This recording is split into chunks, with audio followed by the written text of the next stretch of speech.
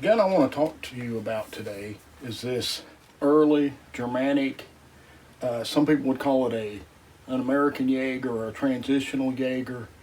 It's a German style gun, dating probably from the 1740s to 1760s time frame. It's very heavy, black walnut stock.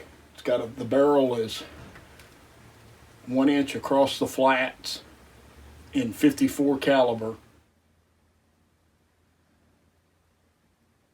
She's an extremely accurate rifle, more accurate that as I've gotten older than I can see to actually shoot it at distance. The gun has some age to it.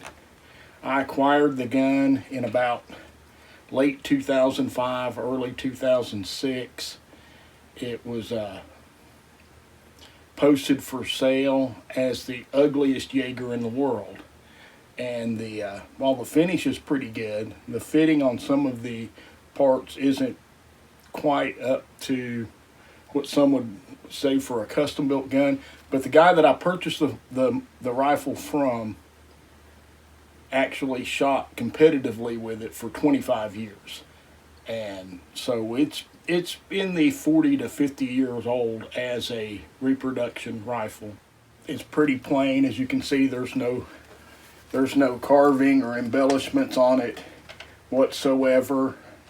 The side plate and the trigger guard are very shallowly inlet, so you can actually, it stands out a little proud from the wood. It has an unusual double set trigger in the fact that you have your first trigger, your second trigger is just a blade back sight. It is set for an extremely light trigger pull, which helps with the accuracy. The trigger guard here is reminiscent of the ones from wheel locks. I've not ever found one similar. Somebody told me one time that it looked like it came from a parts kit from the rifle shop from back in the day, and I heard that not long after I got the gun. So I don't really know a whole lot about it. As far as the manufacturer, it has no markings.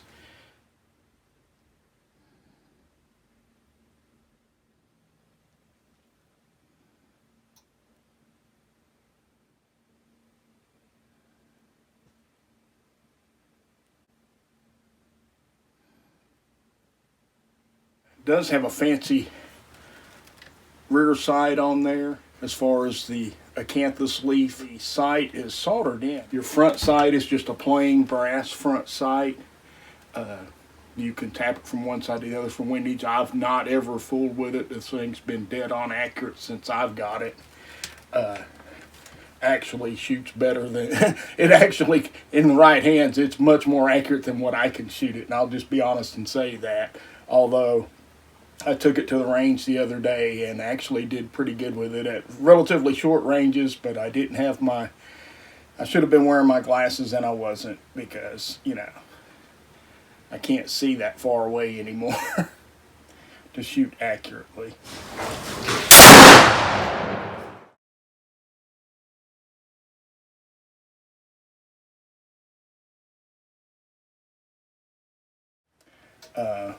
And like I said, it's black walnut stock. This thing weighs about 12 pounds. Has a 36-inch barrel. And in comparison to what this gun evolved into at a later time, I've got my, you had this, and this is the transition going from the shorter barreled European Jaegers to an Americanized, where you have slightly smaller bore. Instead of the 60 to 80 caliber, this one's in 54. And then you went into the same German gun makers that were building this early on are the ones that were building what became the American long rifles, the Pennsylvania, some call them Kentucky rifles stuff. I have an early Virginia here just as a comparison. And I'll lay it right here next to it. Or actually, let me try and hold these up to where you can see the slenderness of the stock in the early Virginia gun compared to this Jaeger. and there's about a 5-pound difference between the two. This one's a 50 caliber octagon to round, 40. It's either a 42 or 44 inch barrel as compared to this gun. This gun is also very accurate. It has just a single trigger, where this has the double set trigger that really helps with the accuracy, because you don't have hardly any trigger to pull you off target. It does have an extremely large, let me cock this back, an extremely large touch hole.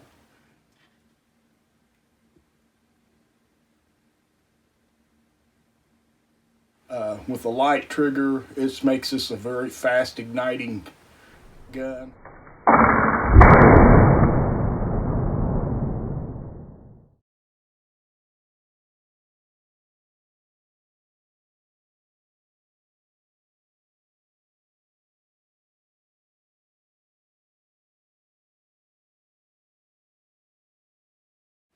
And there's not a whole lot I can really say about it, other than this is one of my favorite guns. Like I said, I got this gun in late 2005, early 2006, and this was the first flintlock I actually bought myself to use doing reenactments. Now, I had a gun that had come through the family as a percussion gun, and I converted it to flint, but it was also very fancily made, had brass inlays, and a small 36 caliber rifle. And not wanting to damage it when I'm out playing militia and dying in the field, didn't want to fall on it or break it or anything like that. It's actually a light, delicate, it's actually now my grandson's rifle, and he doesn't even use it for reenacting, because one, we know the maker of the gun. It was my ex-wife's family member that actually built the gun for her father, and then when he passed away, it was handed down into the family. But this gun does have an unusual rear blade trigger, and I'll show how that functions.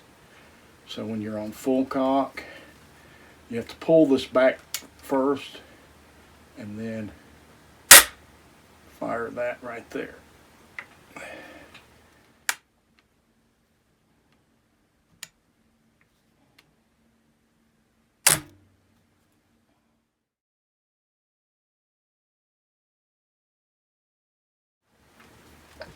And like I said, I've had this gun for years. Early on, like I said, this was the first gun that I was using actually in the field when I was first militia I joined, and we were running around playing, and it became a joke amongst our group that if Ron couldn't hit you shooting you, he could beat you to death with this gun, and it became known as the club. It does weigh in excess of 12 pounds. It's very sturdy. It's been fell on, laid over. It's got a few nicks and dings. Some of those were in it when I got it, but like I said, I've had it for quite a number of years myself. It went through the hands of several reenactors as far as being loaned as a first time you come out gun. Now, once I acquired more in my collection, this one got put back to, not many people get to take this gun out and shoot it. I had actually recently, earlier today, I was helping a friend put a flash guard on his musket, and we were discussing this gun and realized that he hadn't shot it yet, so we're going to have to set up some range time for me and him to actually get out and take this to the range and shoot it some. I do have a video of me and my friend Robbie shooting watermelons from this summer. I bought the watermelons thinking, oh yeah, we'll be able to shoot them 2 or 3 times. I realized a 54 caliber ball in a watermelon pretty much causes it to explode.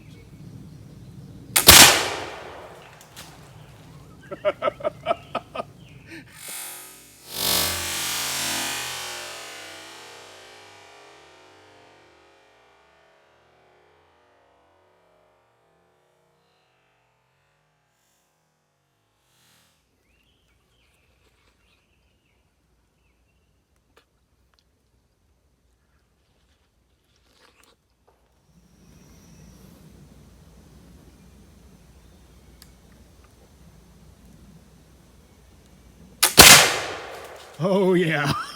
Oh yeah. Got me a watermelon that time.